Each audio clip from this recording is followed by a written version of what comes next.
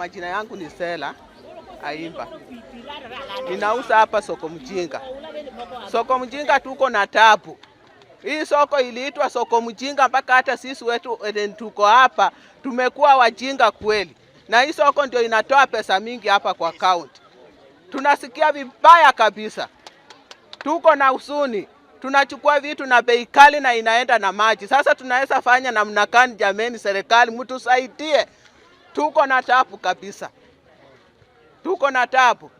Leo vitu yetu imeenda yote. Mafuriko kutoka huko juu inaingia, inateremka kwa soko, inaingia kwa manyumba. Haya, ile daraja ya pale ile pia ilijengwa kwa chini. Inatakikana ijengwe iwe juu kidogo, ndio maji isiingie kwa masoko. Kwa soko imetuharibia vitu, kila kitu imeharibika. Sasa serikali angalia njia ambayo itatusaidia naye kuinua biashara yetu pia. Juu tumerudi chini kibiashara, juu maji ikiingia inaharibu, maji ikiingia inaharibu. Sasa serikali tuangalie. Asante. Wengine? Mimi ni mwenye biashara soko Mjinga. Tumesumbuka kila wakati, mvua ikinyesha sisi ndio watu wa soko Mjinga.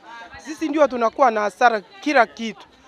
Mvua ikinyesha usiku ukikuja asubuhi unapata vitu zako zote zimenyakuliwa yote na maji. Mtaro yenye iko hapa nyuma yenye ilichimbwa ilitengenezwa vibaya.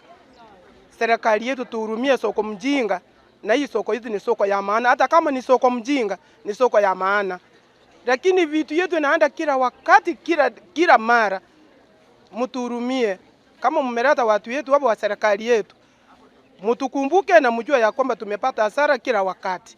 Kitu ambao hatutaki kuona watu wa biashara wakiteseka kutoa maji ndani ya nyumba na wanalipa kodi.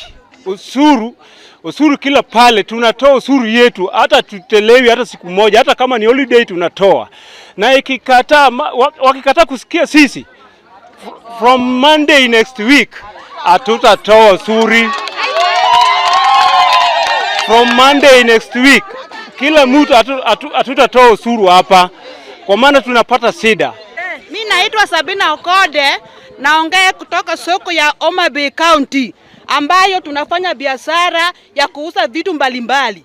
Tuko na shida kwa ajili ya maji. Kila wakati tunalilia maji mingi kwa manyumba zetu, zimepeleka vitu, hatuna furaha.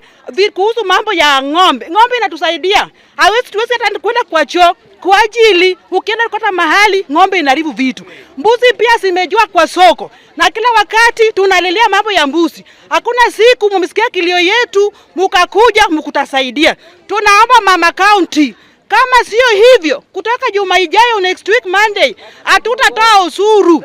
Tunatoa usuru, inajenga county, tunahangaika. Hii biashara ambayo tunafanya na loan. Sasa hatuna pesa ya kurudisha loan kwa ajili mali yetu imeharibiwa. Tunaomba mama county, usikie kilio chetu, ukuje uone vile tumehangaika. Sasa tujaanza kuuza, bado tunatoa maji kwa manyumba zetu.